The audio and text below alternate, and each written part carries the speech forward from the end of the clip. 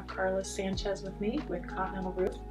I met Carlos a couple of weeks ago, wasn't it? Yep. I had a sale that was 2 days before closing or a day before closing, and the walkthrough, they discovered that there was a leak in the roof. We had just had a crazy storm and lots of trees down, and I thought, where on earth am I going to find a roofer this short in? And my sellers were in Texas. They had already moved, and I called a friend, and my friend sent an angel named Carlos, and Carlos came out and helped me out. Yeah. So remember that day when you stopped by? I do. And when I get a call from someone that's related to the real estate industry, then I kind of jump because I realize that there's a closing that's pending, and we have catered our business a little bit towards the real estate and the insurance agents because we know those are immediate needs, and we're able to fill those needs.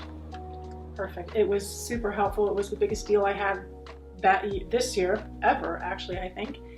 And with my sellers being out of town, it was all on me to fix. And thank you so much again for helping me out. We put some money in escrow for the buyers, and everything's all set. Okay, so the reason that we do these videos, I always like to bring out different industry people and give buyers and sellers an idea of the process as they're purchasing. So if I were bringing a buyer out, or if you were with us while we were looking at a house and obviously we're looking at the roof, what are some of the things that you would look for to determine if the roof is in good condition or if it needed help? Sure. Well, a lot of the things are what anybody would typically do. How does it look? Does it look bad? If you've got buckles or what we call fish mouths where the shingles are buckled up, then you know that there's an issue there with the nails backing out. Is that caused by the workmanship, or is that caused by wind that's broken the seal and flipped that shingle up and now it's just sitting up there? There's a lot of things that we can take a look at from the ground that would give us an indication of what's going on. Something as easy as looking at your gutter downspouts. Are there a bunch of dings from the hail that came down 2 years ago? Good point. Things that are going to throw red flags for any inspector who's coming out onto the scene and taking a look at trying to protect the interests of the buyer or the seller. And figuring out what are the collateral damages that something like a storm might bring. So Carlos, if I'm representing a seller, what are some of the things that they need to look for before they list and when they need to think about whether it's time to replace the roof? Sure. If they know how long the roof has been on, how old the roof is, then it's helpful. Okay. Kind of have an idea of how long it's supposed to last and how much life it's got left in it. I've been trying to get real estate agents to have the roof inspected. We inspect roofs for free.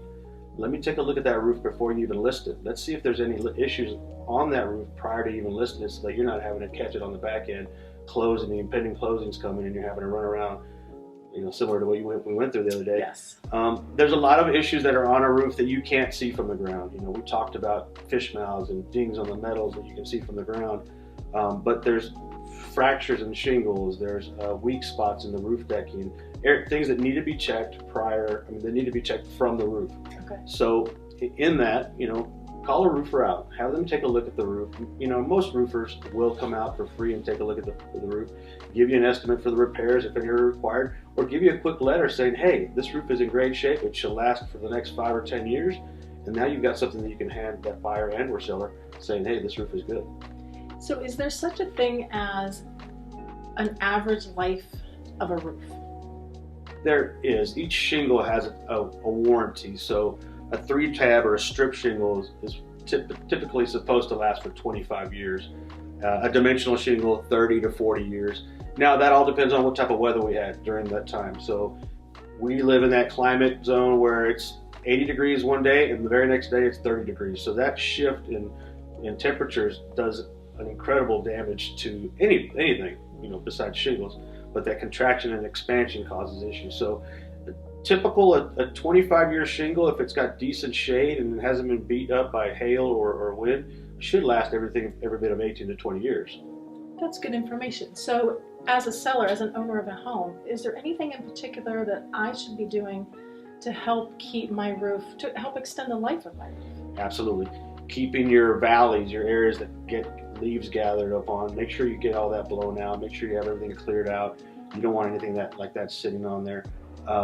The nail heads, you have some exposed fasteners that are exposed, that's just the way it ends up, and they should be sealed.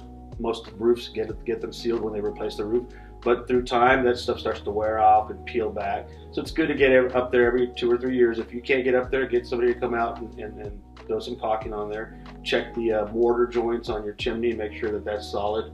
The rubber neoprene around the pipes, that's rubber, and it just degrades little by little, especially in our climate. Gotcha. So it's good to have those things checked and replaced if need be. I can take a roof that's 10 years old, upgrade all the small little components, what we call a roof tune-up, for hundreds of dollars as opposed to thousands of dollars, and have that thing last for another 10 years without it having any issues, any leak issues.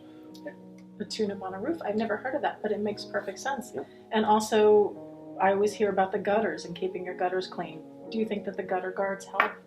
They do help. You just have to be careful. There are some areas on a roof that dump a ton of water on the new gutter guards. These guards are a thin aluminum shield that has holes drilled through it. So it's just like anything. When you dump a ton of water on something, most of it's going to go in, but a lot of it's going to go over it. So what we do in some areas is cut away a 6-inch gap so that the water pours right in. Okay. You're going to get a little bit of leaves in there, but nowhere near as you would as if you'd had the whole thing exposed. Just wide open. Yeah. Okay. So Carlos, tell me, when it comes to insurance claims, how does that factor in with what you do? Well, it's probably about 40% of my business, insurance claims, where we go out to a property and find something that's covered within their insurance policy, and that's a huge can of worms there. There's a ton of things that people would be surprised are covered, and there's a ton of things that people are surprised that aren't covered. So. Okay.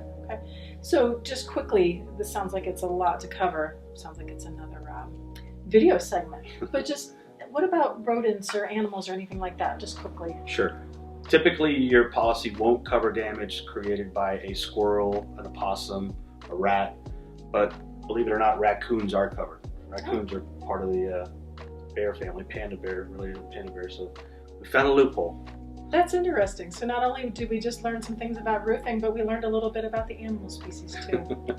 All right. So thank you so much for coming out. I really appreciate it. Carlos's information will be down in the comments at the end of the video. If you have any questions, please give me a call or reach out to Carlos, and we'd be happy to help you. So would you be interested in sitting down with me and discussing some of these other topics, especially related to insurance? Absolutely. Okay, It'd be a lot of fun. So post your questions in the comments, and Carlos and I will cover them in the next video.